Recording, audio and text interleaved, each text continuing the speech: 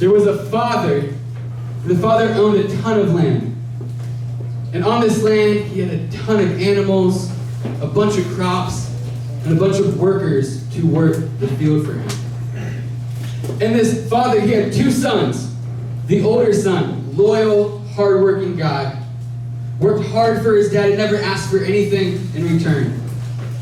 The younger brother had a personality a lot more like mine, and he was mischievous. He was always getting into trouble. He'd be caught sleeping on the job. Every once in a while, a cute girl would walk by, and he would just leave his shift altogether to go chase after her.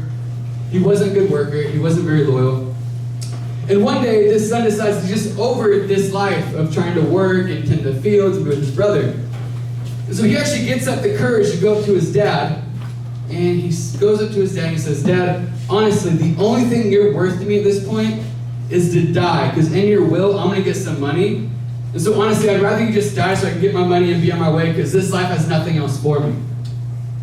The father gives him his share of the inheritance, and the son takes off towards the city.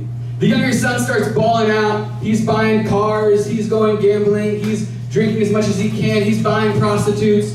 But unfortunately, he runs into some financial hardships and loses everything that he has.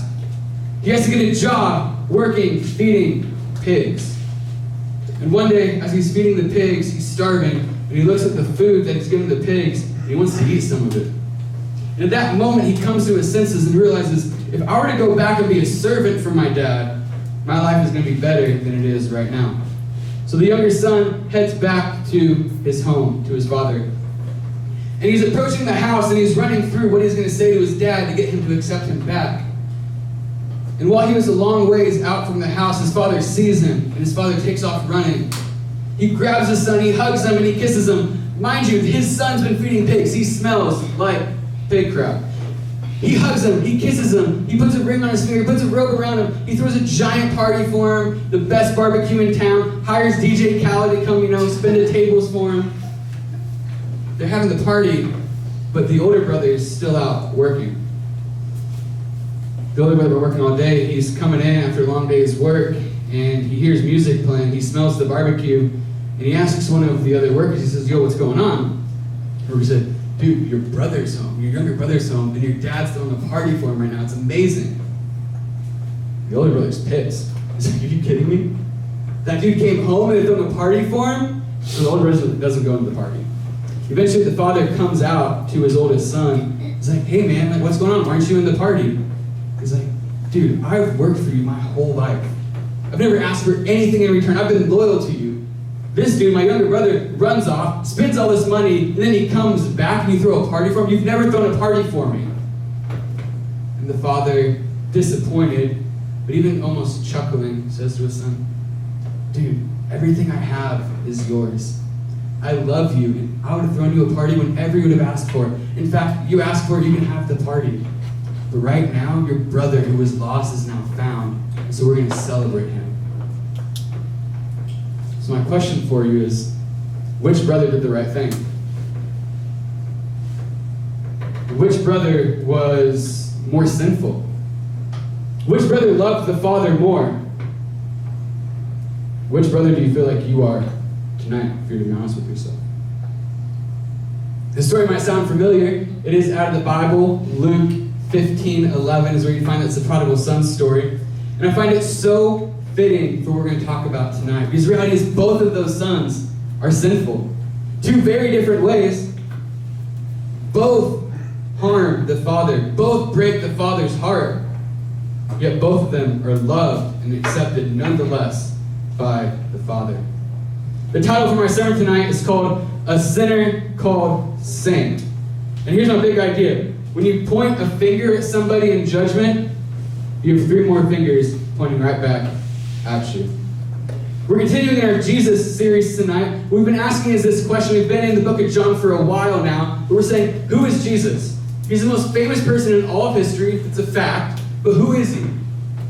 And why does it matter for us? We're going to be in John chapter 8 tonight. If you have a Bible, go ahead and turn there real quick, because you've got to be there for me to make my next point.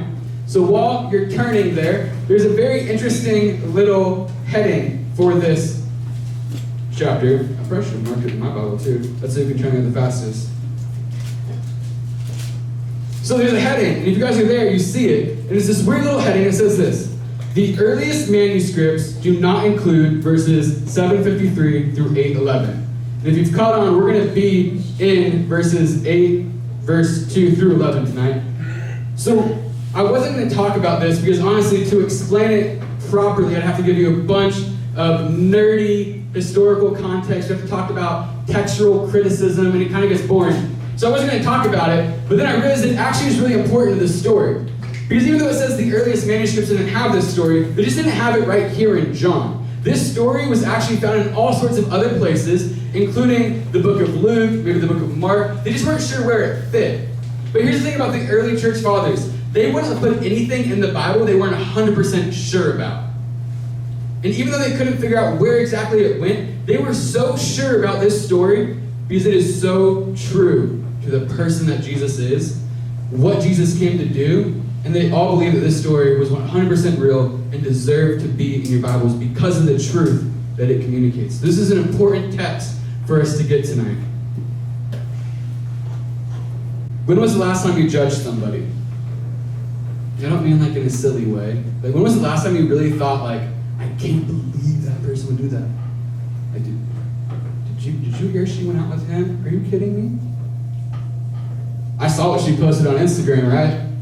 Like, honestly, be real, there's an election going on, or it's over, or who knows, because none of us really know, because everyone's lying to us right now, which is awesome. But how many of you in the last, 24, 48 hours have looked at someone's post and been like, oh, bet, right? Like, yeah, I believe you're a Christian. Like, I'm so much better than you, right? I'm saying that because maybe I've done that. But we're going to talk about not judging tonight, so don't judge me. But the point is, we all are so judgmental. It's so easy to look at other people and see all of their flaws without realizing our own. So with that being said, let's dive in and see what is going on in this verse. So starting in chapter 8, verse 2 in John, it says this: early in the morning, he came again to the temple. All the people came to him, and he sat down and taught them. The scribes and the Pharisees brought a woman who had been caught in adultery, and placing her in the midst, they said to him, "Teacher, this woman has been caught in the act of adultery. Now in the law, Moses commanded us to stone such a woman. So what do you say?" They said this to test him, that they might have some charge to bring against him. So here's what's going on, right? Jesus is teaching, often as he is doing. And the Pharisees, we know they don't like Jesus, and they're trying to arrest Jesus to kill him, and they're going to be successful pretty soon. But so in order to try to get Jesus to say something wrong, they decide to set a little trap for him. And here's what happens. They bring this woman caught in adultery and throw it before him. One, super embarrassing for this woman, right? Like, they clearly do not care about her. Jesus is in the middle of the temple teaching, they bring her in the act of committing adultery. But here's the little trap they set for Jesus. So it says in the law of Moses, you guys have probably heard of the 10 Commandments. So the 10 Commandments, the laws of Moses, there's a lot more laws. It's a lot of the first 5 chapters in the Bible. And in that law, there was a law about adultery. And it pretty much said, if you catch someone in the act of adultery, you stone both people. So right away you see it's fishy because there's only the woman. The guy isn't there. The second thing, why this is a trap, is they were under Roman rule. So the Romans, they ruled Israel right now. And it was a Roman law that they did not have capital punishment without the Romans being involved first. So either thing Jesus chooses to do, he's going to be wrong. You see how they're trying to trap him? But here's what's great about Jesus, and this is my very first point. Just stop, because you can't fool Jesus. Just stop, because you can't fool Jesus. See, they're trying to fool Jesus. They're trying to trick Jesus. They're trying to cover up their sin by being crafty about it. How many of you guys have done this with Jesus? Throw out a few examples. I'm going to try to cover everybody. So if you have sin, hopefully I hit your sin tonight. Being non-judgmental about it. But here's how we do it, right? Well, if God didn't want me to watch porn, he would have never created the internet. It's really God's fault. If God didn't want me lying to my parents, he wouldn't have given me parents who are all up in my business, right? Like, if they didn't ask, I wouldn't have to lie to them. That easy. You know, if God didn't want me to judge people, he couldn't make people less stupid. Can I get an amen for people being stupid sometimes, right? On the sermon about not judging people. Right, but we try to trick Jesus. And Jesus is just not buying any of it. We can't justify our sin through trying to trick Jesus. So here's how Jesus responds. Second half of verse 6. Jesus bent down and wrote with his finger on the ground. And as they continued to ask him, he stood up and said to them, "Let him who is without sin among you be the first to throw a stone at her." And once more he bent down and wrote on the ground.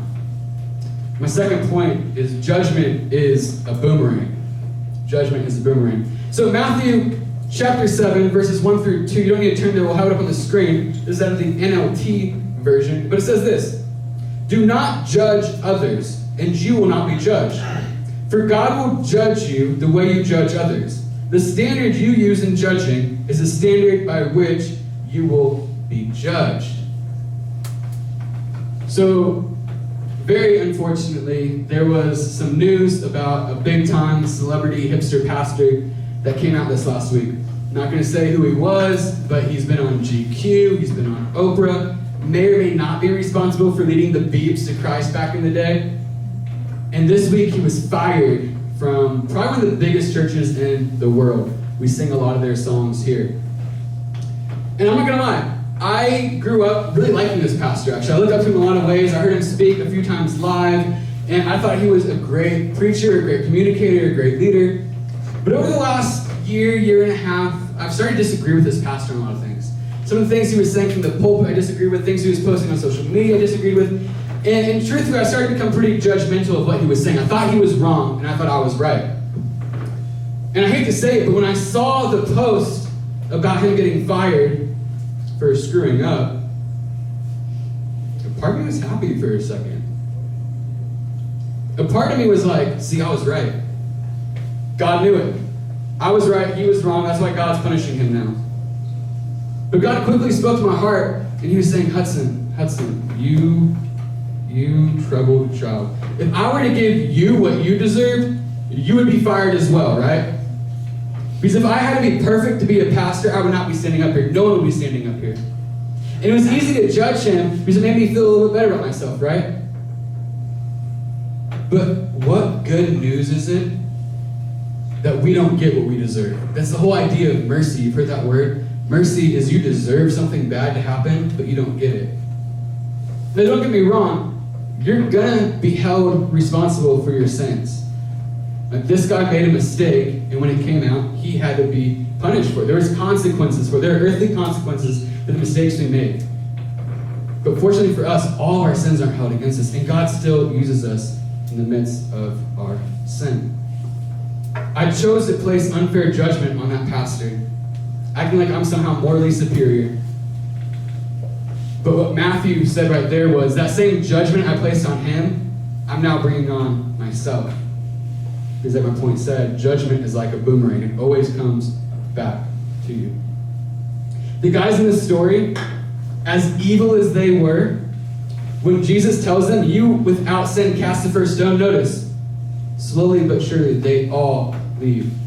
Because they were at least smart enough to realize that we all are sinful. So the story continues, verses 9 through 10. But when they heard it, they went away, one by one, beginning with the older ones. And Jesus was thus left alone with the woman standing before him.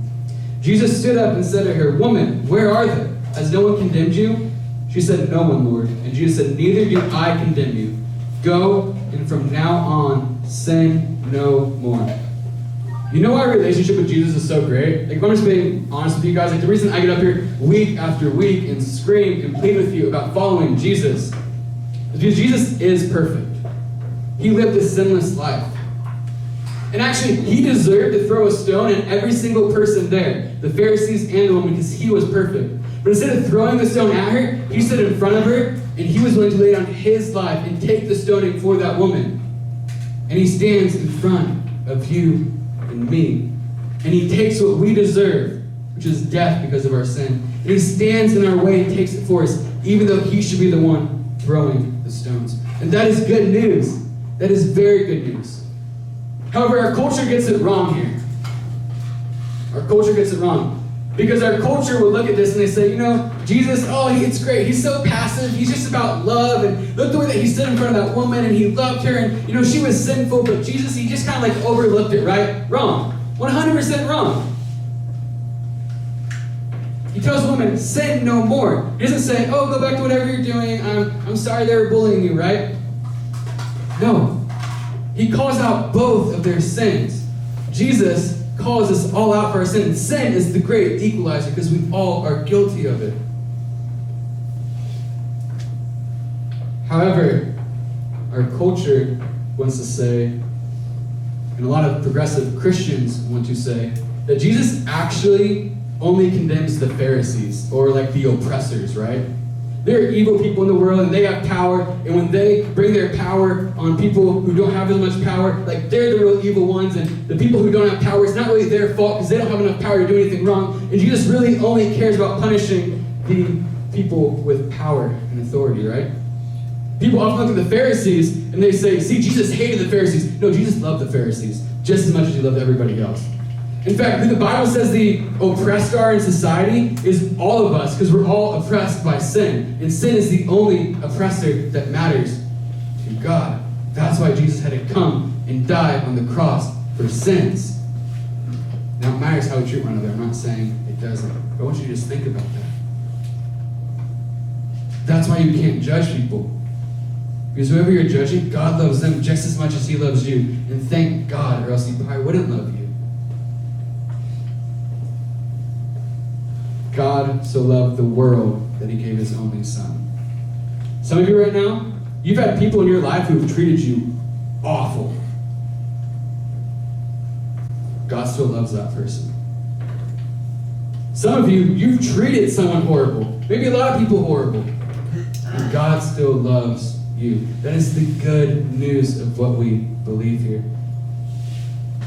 Jesus is not passive with these men. And he's not passive with this woman. Jesus hates sin. Look, Jesus doesn't care who you are or what you do. You are guilty of sin, and the punishment is death. However, here's my third point. Be this not all gloom. Jesus' love for you is the reason that he hates your sin. He loves you, but he hates your sin. He loves the Pharisees, though they are awful to this woman. He doesn't condone what they did. Clearly, he ran them off. He loves these Pharisees, even though the Pharisees are going to kill him. And he loves this woman, even though she breaks God's design for marriage and sexual intimacy. My goal for you tonight is to see this. If we believe in the Bible, we believe in Jesus, who we see in the Bible, we will realize that we can't judge people because there's always three fingers being pointed back at us. Now, it doesn't mean we don't hold people accountable. You'll hear me preach over and over again. As Christians, we're supposed to hold each other accountable. We're supposed to call each other out when we're doing things we shouldn't be doing. But it's not out of a place of trying to make ourselves feel better, but out of a place of humility, realizing that we want to love them and want the best for them as well.